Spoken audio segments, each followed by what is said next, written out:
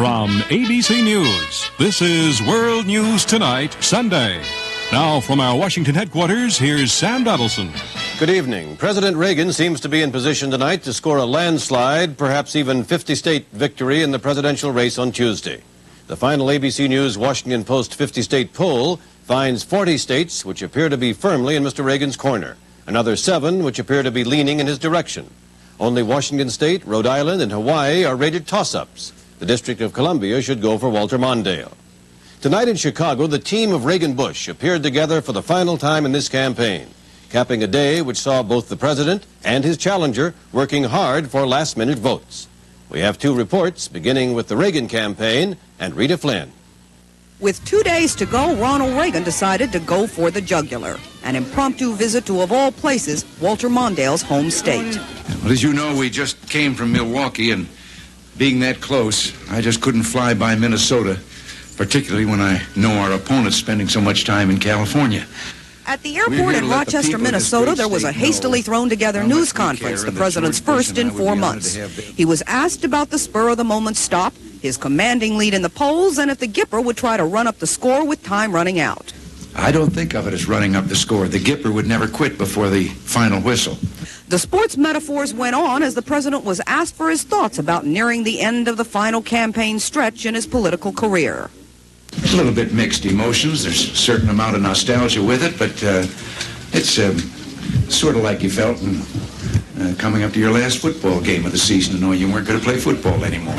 But since it's not all over yet, it was on to another city. The Gateway Arch of St. Louis seemed a perfect backdrop. The words of endorsement came from an old Hollywood chum. Now, President Reagan and America have something in common. They're both healthy and in their prime. And so this is no time for a change. And isn't it nice to know that the hand in your pocket now is your own? So content are the president's advisors that they seem to be running out of reasons to even continue on the stump. Said one aide, well, we have to campaign somewhere. Rita Flynn, ABC News, St. Louis. This is Betsy Aaron. They sang for him in Memphis, and Walter Mondale, the minister's son, had a sermon to deliver. We got some serious business. And the Bible says, by their fruits ye shall know them. And the fruits of this administration have been the grapes of wrath. Branding Reagan policies nothing less than official cruelty, Mondale delivered this warning. And they're turning their backs on civil rights. You know it, I know it. Don't let them get away with it. Don't let them do that to our nation. What a crowd. In McAllen, Texas, it was hot and they were hot. Supporters packing the hall. For Mondale, campaigning in a state where he is way behind, it was a day for the politician to make some promises. And we're going to work out a program that starts the day after the inaugural to put this valley back on its feet, to employ the people of this region and bring prosperity here once again. And if that weren't enough, in 200 years, there's never been an Hispanic on the cabinet of the United States. I'm going to change that in my government. In these final days, this campaign has acquired a Don Quixote style, crossing the country, chasing ethnic votes with a kind of nobility and humility and an overabundance of hope. Betsy Aaron, ABC News with the Mondale campaign in Texas. If the presidential candidates were hard at work today, so were their running mates. We have reports on them, beginning with the Bush campaign and Carol Simpson. Appearing on ABC's This Week with David Brinkley, Vice President Bush defended himself against criticism of his performance during the campaign, in particular against charges that he lacks character and has been blindly loyal to President Reagan.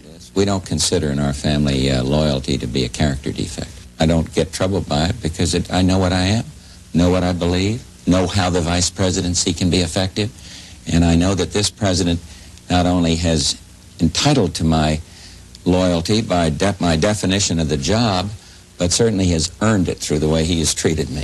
Bush, who appeared more relaxed during the interview than he's been throughout the long campaign, said he's not even bothered by Walter Mondale's recent charge that he has a deep character flaw. I couldn't be less interested in what Mr. Mondale, in desperation, is saying. He said ugly things about the president. He said ugly things about me. And then I say to myself, well, look, he's carrying a heck of a burden here. Bush said he was surprised by all the personal attacks on him by both Mondale and Geraldine Ferraro, both of whom he said he believes are decent people. On Ferraro, after the debate, when I went up and shook hands, and I said to her, very nice closing, and, the tension was up there, and met the kids and stuff, and she couldn't have been more pleasant. So there's nothing personal with me in it. Vice President Bush didn't speculate on whether he would be a presidential candidate in 1988. But he has said as soon as Tuesday's election is over, he'll have a lot of serious thinking to do. Carol Simpson, ABC News with the Bush campaign in Washington. This is Steve Shepard. With just 2 days to go, Ferraro has stepped up her attacks on her Republican opponents. She lambasted President Reagan for both his attitudes and his policies, but reserves a special sarcasm for Vice President George Bush. Yesterday, George Bush said, and I quote, "I'd hate to be on a ticket with Walter Mondale this year." Well, George, let me put your mind at ease. We wouldn't have you. At Michigan State University today, Ferraro told thousands of approving supporters that she could never trade places with the current vice president. I could never be a cheerleader for the covert war in Nicaragua. Nor, added Ferraro, could she in good conscience promote Reagan's views on taxes, the deficit, or the arms race. I do have some principles, and I want to stick with them, so I could never be on that ticket with Ronald Reagan at any time. Ferraro told her audience that Walter Mondale allows her to be herself. That self is a naturally buoyant, upbeat candidate who often brings out a special enthusiasm among women, the young, and others. Their enthusiasm, in turn, helps Ferraro forge ahead against heavy odds. Ferraro still insists that the polls are wrong, that this coming January she'll assume the vice presidency. But if she is wrong and she loses this coming Tuesday, which many believe is likely, it won't be because she was too gentle to vigorously attack Vice President George Bush. Steve Shepard, ABC News, Lansing, Michigan. World News Tonight, Sunday. Brought to you by Jell-O Gelatin. Make a big splash with orange juice, apple juice, or grape juice. Make it Jell-O Gelatin. Create a sensation. Instead of cold water, add Minute Maid fruit juice to Jell-O. Set and serve. It's a terrific snack. It's juicy, it's light, and Mom thinks it's dynamite. Make it Jell-O Gelatin. Create a sensation. J-E-L-L-O. Freedom's the one that took the stick out of gum and puts the fresh in your breath. Yeah, Freedom's the one that took the stick out of gum and puts the fresh in your breath. Yeah, Freedom's the one. Freedent gum not only won't stick to your dental work, it helps clean in between to freshen your breath while you chew. Freedom's the one that took the stick out of gum and puts the fresh in your breath. Freedom's the one. Freshen your breath with non-stick Freedent. There were elections today in Nicaragua for the first time since the Marxist-Sandinista government came to power there in 1979. And the voter turnout appears to have been a heavy one, despite the opposition's call for a boycott. President Reagan has denounced today's elections as a sham and a phony. But Ann Garrels reports from Managua that the Sandinistas are going all out to persuade the world otherwise. The Sandinista presidential candidate, Daniel Ortega, has already called today's elections a triumph for his party and the revolution. His running mate, Sergio Ramirez, calls them the first honest elections in Nicaraguan history. Well, international means that we're going to have now a legitimacy that the government of the United States has been trying to deny us. But the main opposition candidate, Arturo Cruz, isn't even running. Instead, he went to the church, which has been the strongest voice against the Sandinistas inside Nicaragua. This election means absolutely nothing in terms of peace, man. As long as the military and all other mass organizations are under the exclusive control of one party, the Sandinistas, Cruz claims there can be no peace, no democracy here. Compared to the slick Sandinista campaign, the opposition made a modest showing. The liberals, crying foul, pulled out at the last minute. The Sandinistas struck deals with some candidates to keep them in the race, promising money and the release of prisoners. But these parties are so weak they couldn't even field a full complement of poll watchers. Some Nicaraguans say the Sandinistas have them in a vice. This woman says people will vote because they fear what will happen to them if they don't. For the white, They may throw their mobs to you or get reprisals. But others who support the Sandinistas say they no longer fear for their lives the way they did before the revolution. They blame U.S. aggression for Nicaragua's problems. Voting today was generally calm. Though the Sandinistas seem assured of a large voter turnout and a majority of the valid votes, they still worry that people will try to discredit these elections by voting, but voting for no one. Ann Garrels, ABC News, Managua, Nicaragua. India's new Prime Minister, Rajiv Gandhi, under opposition pressure to crack down against the violence that has swept the country since his mother's assassination, today took action in that direction.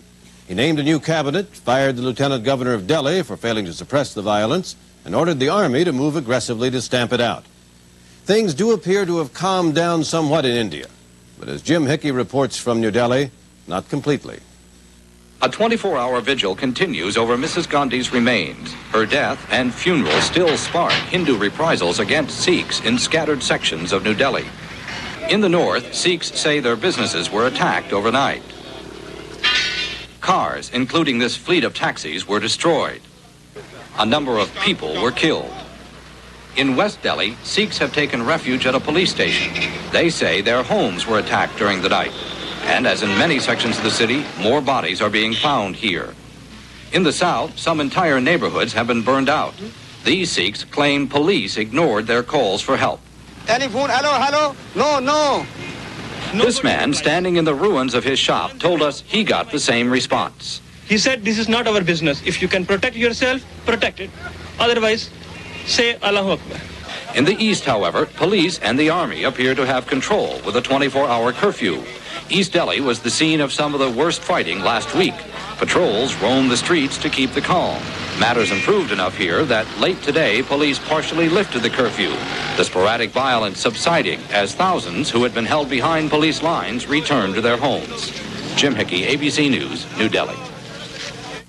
There's word filtering out of Poland today that Father Jerzy Papiłuszko, the martyred Catholic priest, was tortured before his murder. The official autopsy is still secret, but sources quote Father Papiłuszko's family as saying the priest's body was covered with bruises, his scalp mutilated, and his jaw and teeth shattered. The family is convinced that Father Papiłuszko was beaten and tortured to death before being dumped in a reservoir.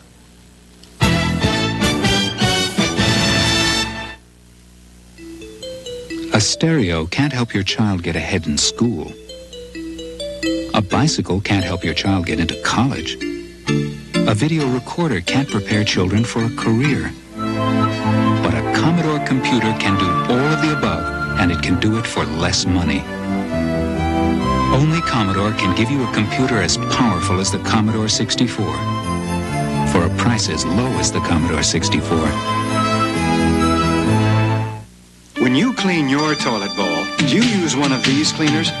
You know, none of them disinfect. Not one. But here's one that does. Vanish. Powerful crystal or super thick liquid. They don't just clean, they disinfect. They give you the germ-killing power you want. See these concentrated bowl germs? Vanish kills them. Disinfects. Crystal and liquid vanish. The difference is disinfecting. Incredible. In laboratory tests, a liquid antacid that neutralizes acid in less than 10 seconds. Meet Riopan Plus, sodium-free. In laboratory tests, it neutralizes acid in less than 10 seconds. 10 seconds. And it's sodium-free. No wonder it's doctor recommended. Riopan Plus. We make a science of fast relief. Riopan Plus Liquid. Tablet roll pack also available. You're about to see a dishwasher do something absolutely amazing. Clean dishes and save energy too. The Whirlpool Power Clean Energy Saver Dishwasher with a patented washing system that gives you remarkably clean dishes, yet uses 20% less hot water in the normal cycle than any Whirlpool dishwasher we've ever built. And like our washers and refrigerators, it comes with the Whirlpool Promise to give you your money's worth and make your world a little easier. 5 years ago tonight, we began this broadcast by reporting that the U.S. Embassy in Tehran had been invaded and occupied by Iranian students, and that the embassy personnel had been taken prisoner and were being held as hostages. was all there, but none of us on that night had any idea that the event would result in such a trying and dramatic 444 days. Mike Lee reports from Tehran this Sunday on how it is there now and how it was. The Iranian government tried and failed today to recreate the 1/2 million strong, emotion-packed parades that once passed in front of the captured U.S. Embassy. This was the week in 1979 when a new and sobering phrase was coined: America held hostage. America also held its breath as Jimmy Carter tried diplomatic pressure.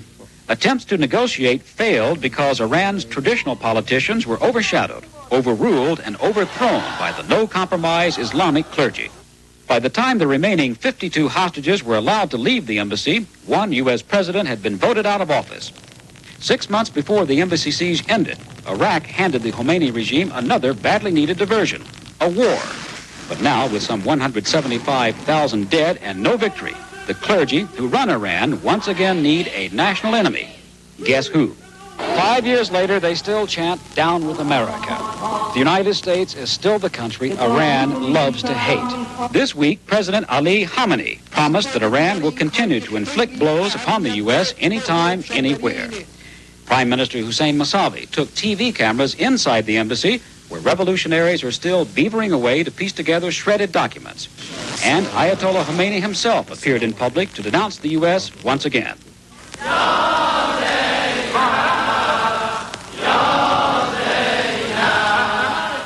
Crowds today were much smaller than 5 years ago. The burning of Uncle Sam these days still brings lots of cheers, but it no longer papers over Iran's problems of war and revolution. Mike Lee, ABC News, at the American Embassy in Tehran. Coming up next, Dick Schaap in New York with today's sports news.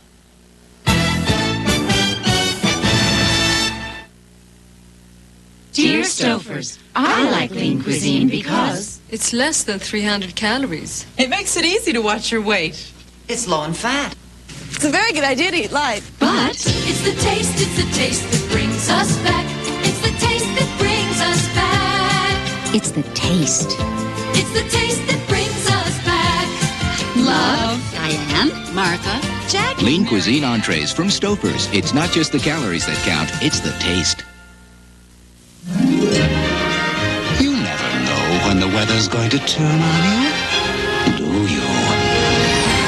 That's why Michelin developed the XA4 all-season tire. The XA4's as good in the snow as a snow tire. As good out of the snow as a great handling highway tire. And with proper care, its unique all-weather tread lasts up to 60,000 miles. Michelin, because so much is riding on your tires.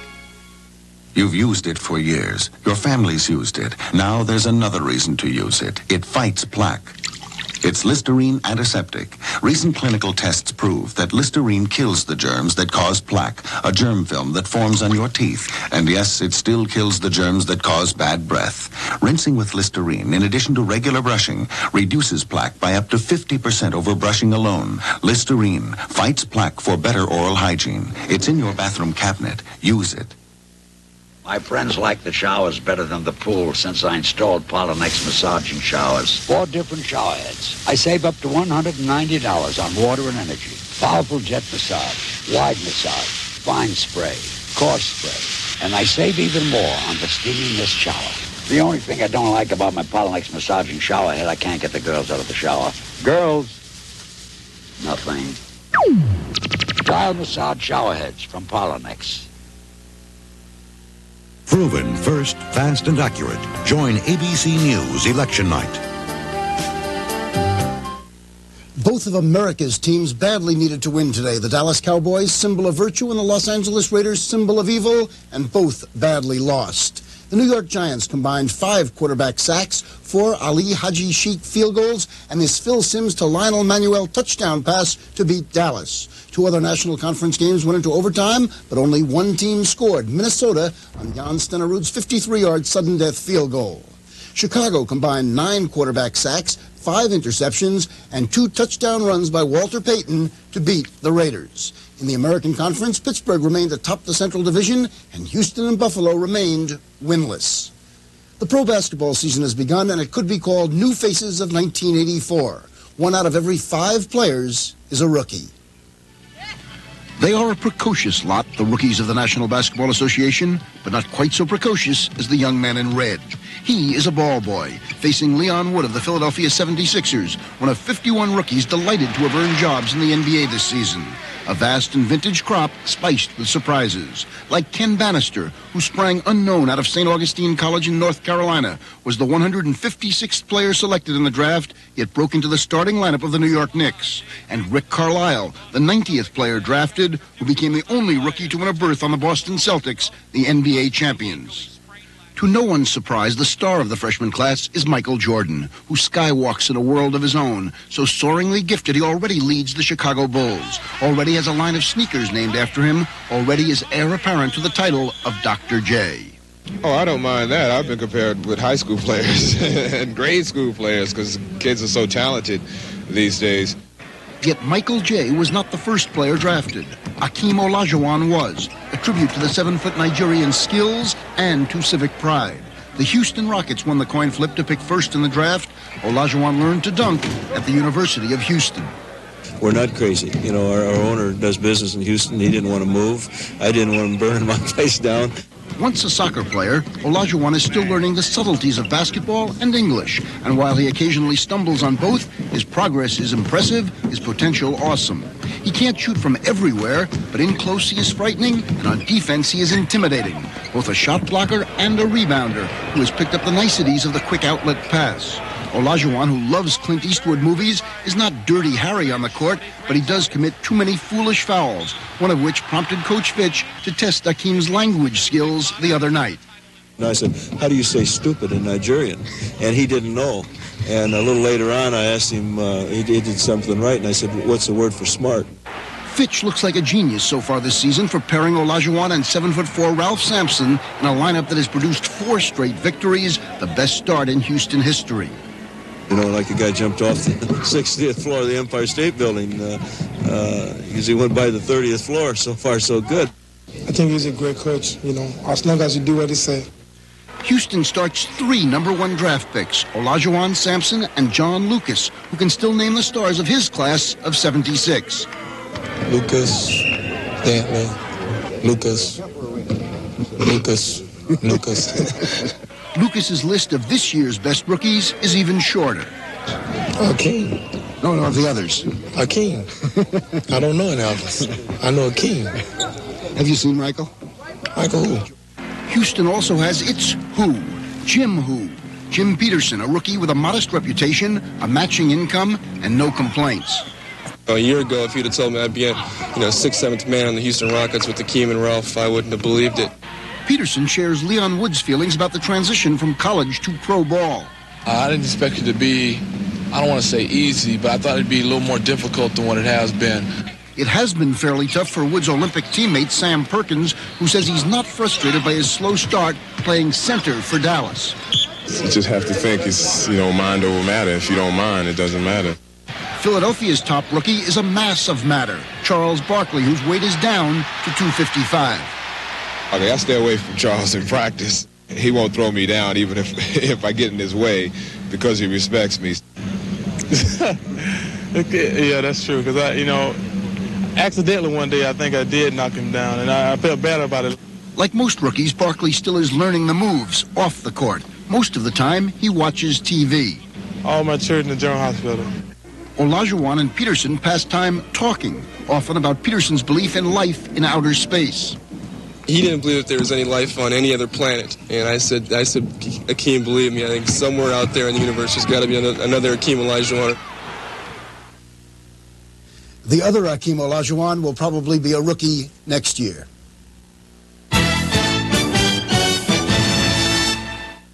The special richness of Folgers crystals. Now, discover that same richness in new decaffeinated Folgers crystals. The only decaffeinated with Folgers' rich aroma. And those dark, sparkling crystals that burst into Folgers' deep, rich flavor. That is rich. Discover new decaffeinated Folgers crystals. Should I vote even if I don't feel fully informed? I think so. It's a lot better to be partially informed and vote than to be partially informed and not vote. What will you say to Amy 2 years from now if she says she's not going to vote? I couldn't believe it. I don't think...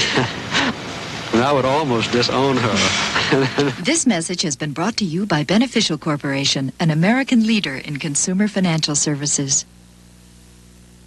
Election day and the morning after, the newsmakers will be on Good Morning America. It may come as no surprise that Walter Mondale intends to cast his vote on Tuesday in North Oaks, Minnesota. That's been the familiar news story Dateline when Mondale's been at home. But things are different when it comes to Ronald Reagan. The news may come from Santa Barbara when Mr. Reagan is at home on his California ranch, but his vote will be cast in the little town of Solvang, less than 5 miles from the Reagan ranch. And Judd Rose reports that Solvang can hardly wait. Solvang is a town with a mission. Well, actually, 2 missions. There's this one, and then there's Solvang's other mission, to get a little national attention. That'll finally happen Tuesday when Ronald Reagan comes here to vote. Well, I think we'll say, Mr. President, it's an honor and a pleasure to serve you. Barbara Polson will be in charge at the Veterans Memorial Building where the president will vote. She says it'll be a no-frills affair. No donuts and coffee. Sorry, strictly all business. If some in Solvang don't seem impressed, well, they've seen it all before. Oh, sure, yeah, he's been here before, though. He lives here, doesn't he? Yes, indeed, much of the year, this Danish town is home to Dutch Reagan. His ranch is in the mountains just beyond Solvang, a town Southern Californians know as a copycat Copenhagen. Lots of windmills and pastry shops. Poke through the postcards and you might almost miss the one with the Western White House. And that might be the only way you'd ever know Reagan lives near here. The city of Santa Barbara always claimed that President Ronald Reagan go to his Santa Barbara ranch, which is actually not correct. He belongs to Solvang. A lot of the people, they say Santa Barbara County. This is Solvang. His ranch is really in Solvang. But Solvang is Reagan country in more ways than one. In the president's precinct, there are 156 registered voters, and all but 40 are Republican. So the song of Solvang is a Reagan rhapsody. If there's a sour note, it's that Solvang wants a little credit. It could come Tuesday, but then Tuesday, a lot of Scandinavians will be dreaming the impossible dream.